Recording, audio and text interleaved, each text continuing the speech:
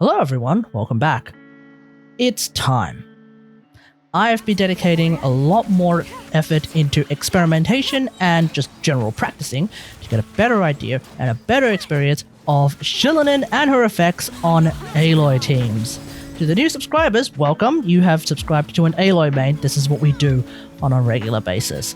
So, today I want to go over what my thoughts and feelings are on how the arrival of Shilinen affects some of Aloy's teams, mainly the ones that don't involve Dendro cores. But first, don't forget to subscribe. Okay, this is going to be video number 4 on a continuing series of videos on how Shilinen interacts with all sorts of teams, including, but not exclusive to, Aloy teams. Now, not only does subbing make me feel better about myself, but you can also ring the bell to be notified of the next video, ostensibly in this series, unless it's time for me to talk about Nahida and Hu Tao's reruns that are coming up. So yes, there's always content to talk about in Genshin. I should of course mention that my current experience of Shilinen and Aloy as of recording is with C0 Shilinen, so I do not have access to something like C2 Shilinen, which for Aloy is an additional 60% crit damage. That's right, C2 Shilinen is basically C6 Sara, but for cryo characters. completely absurd if you ask me, but between this and the Electro shenanigans, I am very tempted to go for C2 Shilinen, so maybe there's going to be a follow-up to this video and the Aggravate video. We'll just have to see. Alright, without further ado, let's talk about various Aloy teams and how they are affected by Shilinen. Let me start off by saying I've never been terribly convinced about playing Aloy in melt teams. It could have been because my builds for her other teams were often just significantly better, or because the artifact set options available for those other teams, I guess, were just a little bit fancier, specifically with Blizzard and Marechaussee. All that extra crit rate. And I think even now, well, at the present moment, this remains mostly to be the case, because when I think of a Meltloy team, especially with Shilinen, I'm thinking of Aloy, Shilinen, Kaz, and an off-field pyro character like Thoma, Dahlia, or hell, even Xinyan. I mean, Xinyan can work, but her pyro app is a little bit too much on the short range side, which is why she's a little bit better with someone like Morlani, but not necessarily for someone like Aloy. Shangling, of course, is always an option, it's just that you do need to have to deal with her 3000 ER requirements. 2000% ER requirements if you're running Favge on Kaz and Shilinen, I suppose. Otherwise, obviously, it's Gwobba time 24/7. Meltloy, though, has the advantage at the present moment out of all of the Aloy teams I'll talk about, where you can actually fit Kaz on the team alongside Shilinen, so you can still rely on him to get your Ice Rush if that's something that you're still really hoping to do. So that's actually kind of nice. Otherwise, at some point, though, your Pyro app can eventually run out because we're not playing Burnloy. So at that point, the second rotation meme that I will talk about in a second is actually not too difficult to avoid, thus you can actually get the next round of Shilinen and Kazuha buffs for Aloy, which is actually pretty nice. Now, like I mentioned, there is Burnloy, and when I think of a Burnloy team, I'm basically thinking of a Meltloy team, but we're going to replace Kazuha in this case with Nahida or Emily. Now, I skipped Emily, so I'm not really going to talk about Emily, but Emily is a pretty solid option. Now, the advantage here, at least with Nahida, is that you get the gigantic EM share, and that can give Aloy a lot of extra damage. So that's pretty good. Otherwise, if you decide to run Emily, then you do have significantly higher off-field Dendro damage, well, coming from Emily, which I suppose could potentially make the team ever so slightly more viable just in a general sense. So Emily players, feel free to check that out if you're into it. Thus, you don't necessarily have to use an EM Sand if you're playing Burnloy with Nahida. You can in fact go back to running an Attack Sand instead if you happen to have an Attack Sand with higher qualities, for example. But of course, because this team doesn't have Kazuha in this case, this has been the great challenge of practicing any team with Shilinen, which is basically figuring out how to Ice Rush without using a grouper. Look, I'm not perfect at it, but I feel like I figured out a way. I can't describe it per se yet, as I was able to describe how to Ice Rush in an Ice Rush video that I did at the start of the year. But I think I'm starting to get it down pat for the most part, so yeah, I think I'm starting to get the hang of it. So depending on who you choose for your Pyro character, second rotation memes might end up being a thing, but I suppose that's kind of where Shillinan, especially R1 Shillinan by the way, really doesn't care for the most part, because her buffs don't necessarily require a reaction in order to be used. It's really just the scroll set that will, of course, once again, run into second rotation memes if that ends up being the case. For both teams, I have been currently running Shimenawa's Aloy, but of course if you want to play Burnloy, then you do have the option of running the Burning set, also known as Reverie. So that particular set is just straight up overall better than Shimenawa's, because not only does it not sap your energy away, but you also have the funny thing of it actually buffing your ult as well.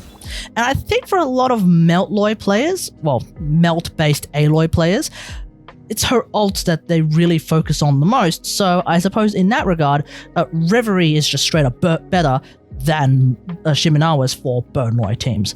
Otherwise, as always, I think a healthy mix of stats for Burnloy and Meltloy teams is pretty much the way to go.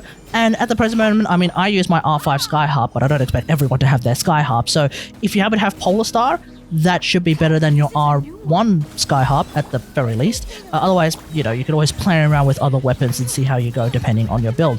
I'm kind of expecting at this point that Mavuika's kit, assuming she's a playable character, we'll know when 5.2 comes out because leaks, woohoo, will be precisely the missing piece that I may personally need to make Meltloy and Burnloy feel a lot better, because I suspect that she's going to be able to give Aloy and everyone else access to the Night Soul mechanic, and if that's the case, well then suddenly Aloy and everyone else has access to Obsidian Codex. Meaning I can start building Aloy in the exact same psychotic way that I would build her for Freeze and French teams, as I will demonstrate in a second. Maybe, that will actually elevate my opinion of Melt-based teams. Oh, it is good to be back, Frost and Freezeloy. Oh, folks who have been around for a while may remember an entire period of time where I was a big Freezeloy stan, and I just kept showing off the destructive power of Freezeloy in various Spiral Abysses, back when Freeze was still viable. But I can announce with great excitement that at the very least for this Spiral Abyss 5.1, Freezeloy is very much back on the menu, boys. Now, when I'm thinking of Frostloy, as opposed to Freezeloy, I'm of course thinking about, well, it's basically Mono Cryo. Now, you can obviously do Aloy, Shillinan, Kazuha, Shunha. This is a variant that would effectively replace, let's say, C4 Layla with Shillinan. So we have a healer, and we also have even more red shred and damage percent, so that's really, really good, because that's exactly what Shunha's buff's like. But alternatively, if you actually get good at not playing with Kazuha, then you of course can replace Kazuha with Layla, and Layla actually does a pretty solid amount of damage in a team like this, so you do have a bit more team DPS.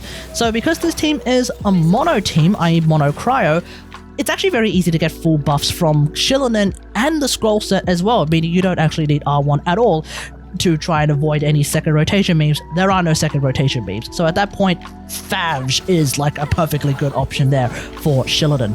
When I'm thinking of Freezeloy, on the other hand, I'm of course thinking of Aloy, Shillinan, Shenhe, and Yelan, which means, again, we're going to have to practice throwing out grenades and baiting enemies into bomblets much more effectively. I feel like in a team like you can replace Shenhe with Kaz, but I found that that's just not that great. So, in the end, I prefer to try and just, deal with not having Kaz and just playing better, essentially. What's great about this team is that we're finally at a place, though, where we don't have to precariously play Freezeloy against certain content, because now we have a healer. And that's really, really good. The old Freezeloy team didn't have a healer because we had Kaz instead of Shillinan, so that was obviously one of the bigger, weaknesses, especially when bringing it up against things like Consecrated Beasts. Oh, ironically enough, because this is Freezeloy we're talking about, it's actually more difficult to Ice Rush, because if you keep the target frozen, well then they can't move, which is great, except they can't move into bomblets either. So we're kind of screwed. So yeah, that's actually been a bit of a funny problem. I haven't really found a particularly effective solution to this problem, outside of, I guess, waiting for them to actually hit Ice Rush before activating Yelan's ult. So you like, it's not the perfect solution because you do lose a bit of uptime on Ice Rush. Not ideal. I haven't really found a better solution as of yet. Otherwise, as always, freeze builds just simply aren't effective against enemies that can't be frozen, i.e. bosses, and that's where French Loi will come in a little bit later.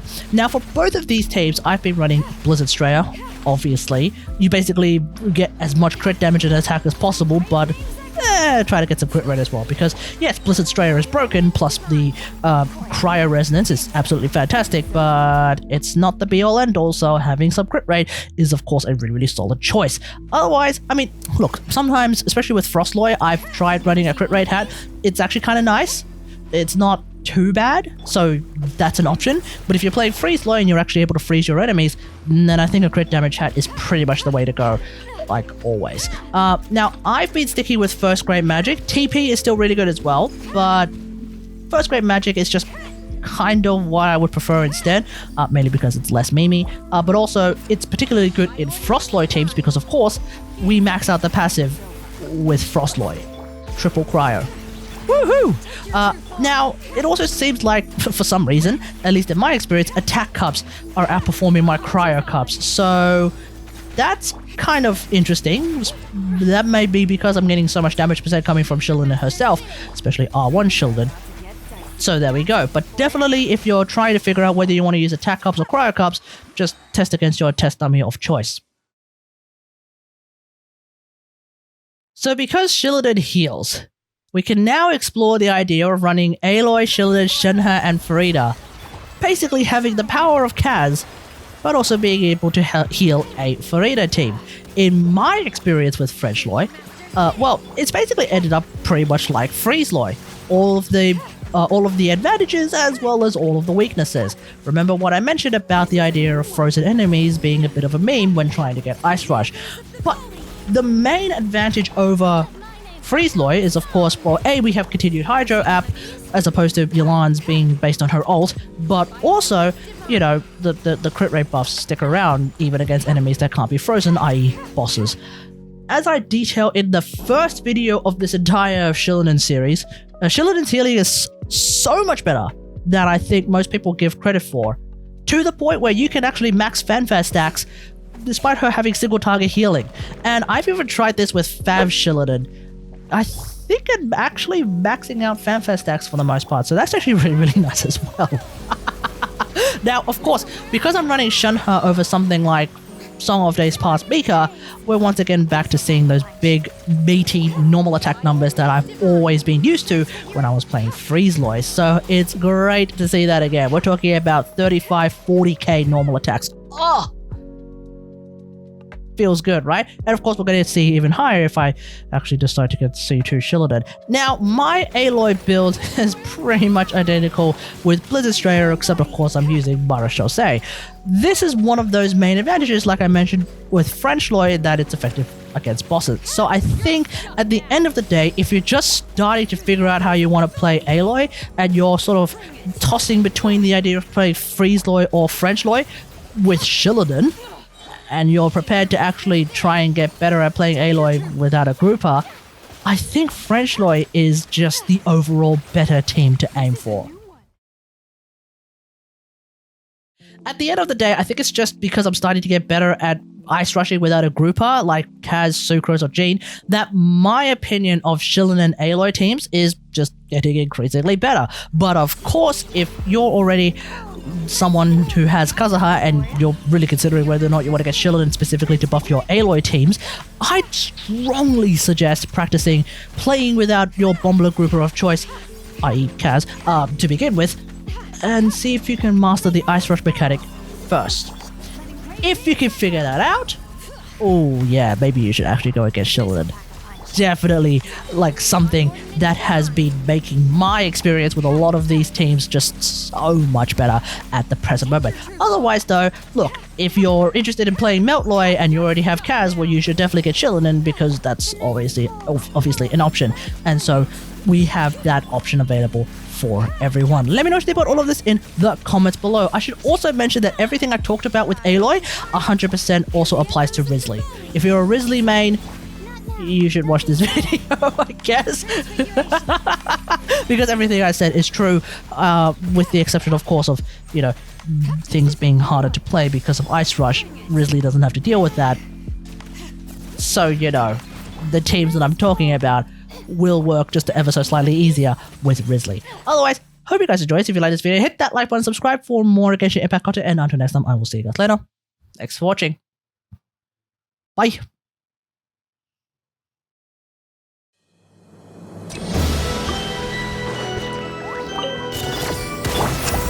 By ordinance divine, bring it! Gotcha! Busted! Things are about to get dicey. My will and body! You're stuck now!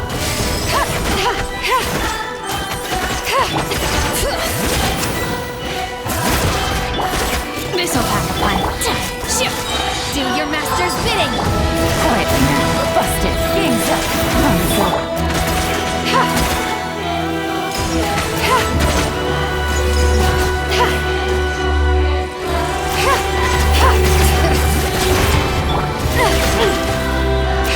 Ever seen one of these? Gotcha! Busted! Here comes the catch!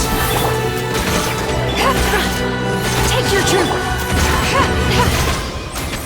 This is a new one! Letting brave names echo!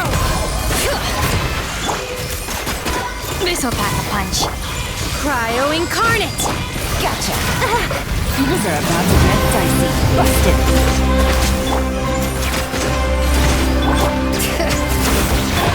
My will and body!